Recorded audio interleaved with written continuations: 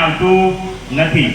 તો આપણા જે તમારી સમક્ષ સ્ટેજ પર જે પધારેલ છે ગુરુજી, એ તમને સરસ મજાની વાતો જે તમને અહીંયા આગળ શીખવવા માટે જઈ રહ્યા છે તે તમારે બધા ધ્યાનથી સાંભળવાનું છે.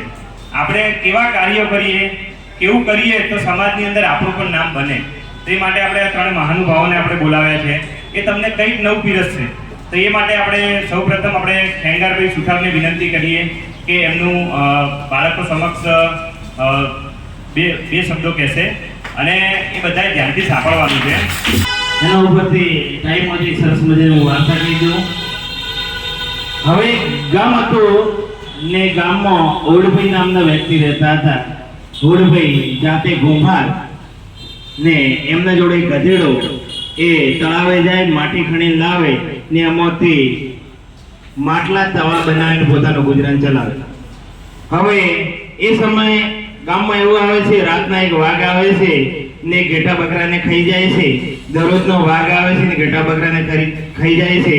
એક મહિના સુધી ચાલ્યો એટલે 30 ઘેટા બકરા ખલાસ થઈ ગયા. અને બધા ભરવાડો ભેગા થઈને રાજાના દરબારમાં જાય છે ને રાજાને કહે છે કે રાજા, તમારા સૈનિકો કશું ખબર રાખતા નથી, અહીંયા વાઘ આવે છે ને ઘેટા બકરાને ખાઈ જાય છે.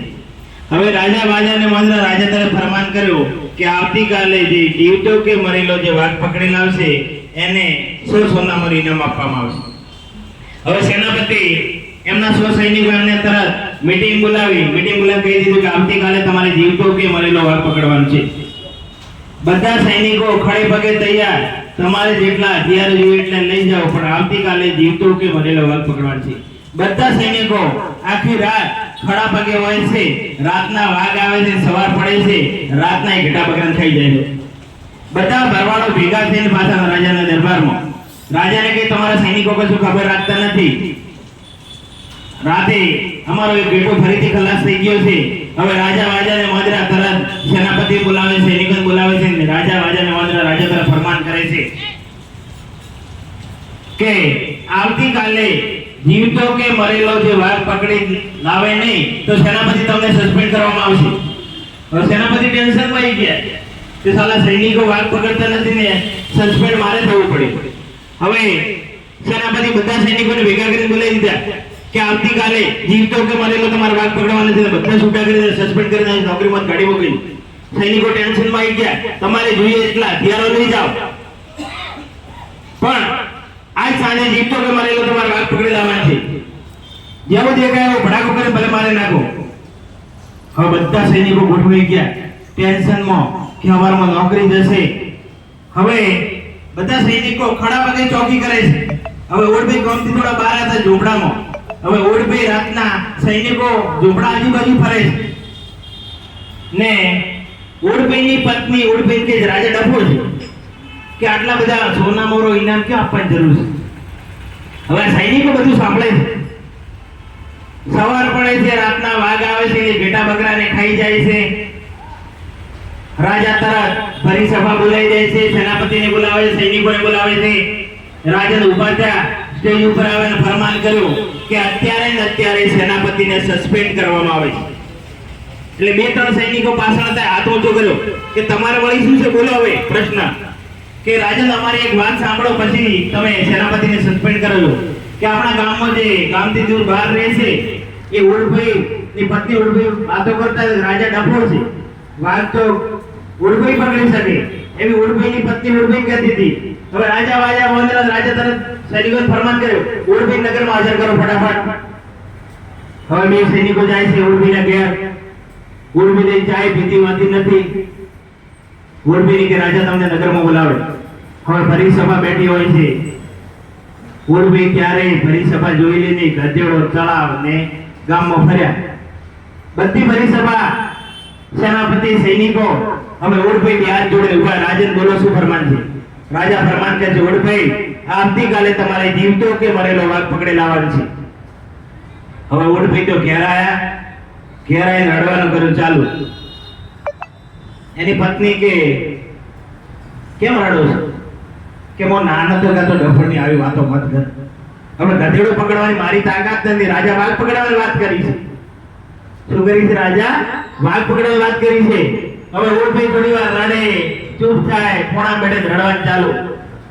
હવે એમ કરતા કરતા ફોજના 6 વાગી ગયા ને ઓડભાઈની પત્ની કે મને એક વિચાર આવ્યો છે તો બોલ એક કામ કરીએ રાતના ગામ છોડીને ભાગી જઈએ અહીંયા રહેશો તો રાજા વાઘ પકડવાની વાત કરશે ઓડભાઈ કે વાત સાચી આપણા ઘેર ગધેડો છે બધા ઊંઘાઈ જાય ત્યારે ગામ છોડીને રફો બીજા ગામે જશો હવે એક કામ કરજે રાતના 12 વાગે કે આપણે વાસણ ને જરા બિસ્તરા છે ને ભેજાય કોથા કરી નાખ એટલી વાર હું આજે વાડામાંથી ગધેડો લઈને આવું હવે ઓડભાઈ વાડા જાય ને વાડા ગધેડો હતો નથી ઓડભાઈ થોડાક દોડ મળે આખો ગામ ઉધી વળે એક મોટો વડલાનો ઝાડ હતો વડલાના ઝાડ નીચે વાઘ બેઠો છે અંધારા ઓડભાઈ જેમ કે વાઘ એ ગધેડો બેઠો છે હવે ઓડભાઈ વાઘના બે કોણ પકડી લીધા કે ગધેડો છે રાતના અંધારામાં ખબર પડી નહીં રાજા વાઘી ટેન્શન માં આવી ગયો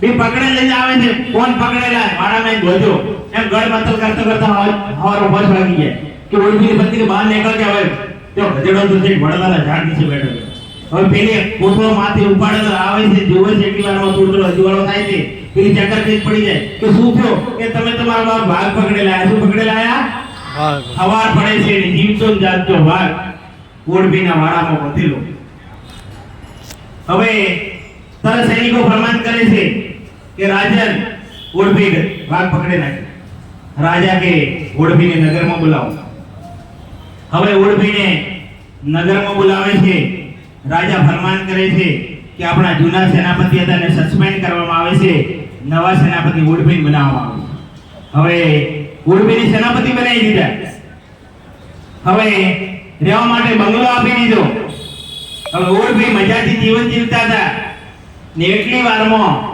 મહિનો પસાર થાય છે સામે વાળો રાજા એના જોડે સૈનિકો 200 એમના જોડે હથિયારો વધારે ને રાજાએ પત્ર લખ્યો ને પત્રમાં એવું લખેલું કે આજથી 3 દિવસ પછી અમે તમારી પર યુદ્ધ કરવાના છે તમારે જેટલું ચેતવું એટલે ચેતી જજો આ રાજા પત્ર વસતા જાય ને હસતા જાય સૈનિકો બધા ટેન્શનમાં આવી ગયા કે સામે વાળો રાજા મજબૂત છે એના જોડે હથિયારો વધારે છે સૈનિકો વધારે છે ને પછી સૈનિકો પૂછી રાજન કે પેલો સામે વાળો રાજા છે તમે પત્ર વાંચો છો એટલો હસો છો કે આપણે ટેન્શન લેવાની જરૂર નથી જે વાઘ પકડી શકશે લડી શકશે હવે ઓડભાઈ ટેન્શનમાં આવી ગયા પહેલી વખતે તો ભગવાન ભરોસે બચી ગયા ગધેડાને બદલે વાઘ પકડી લીધો હતો અમકે મારી જવાના ખબર પડે છે રાજન ઓડભાઈને લઈને આના ઘોડવાળમાં 100 ઘોડી બોધેલી હતી ઓડભાઈને કહે છે કે આમાં તમે ઘોડી પસંદ કરો કે ઘોડી પર બેસીને તમારે લડવા જવાનું છે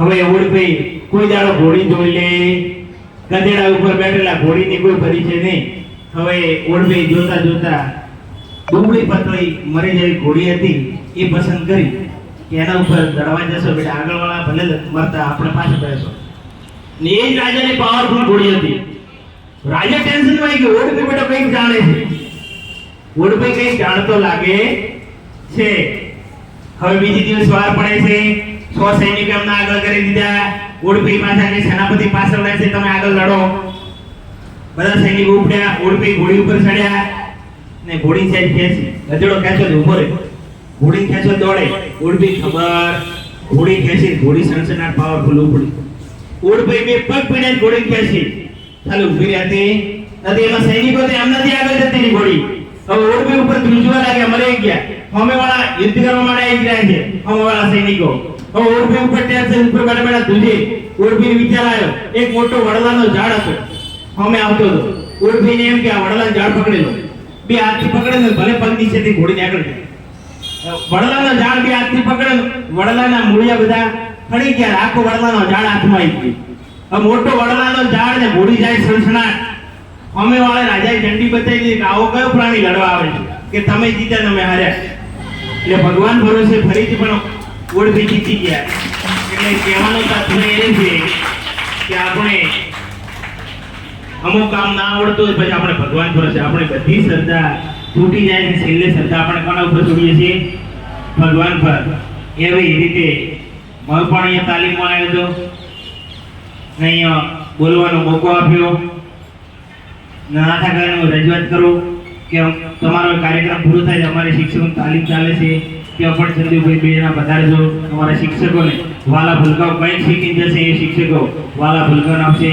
અહીંયા પ્રવીણભાઈ સાહેબ પણ મારા મિત્ર છે ને ગૌરવની વાત તો નાથા કાકાને એ કહેવાય કે એમનો જ વિદ્યાર્થી આચાર્ય હોય ને નાથા કાકાને કાર્યક્રમ ચાલતો હોય એમની ગાય સાથી જે ગદગદ ભૂલી જાય કે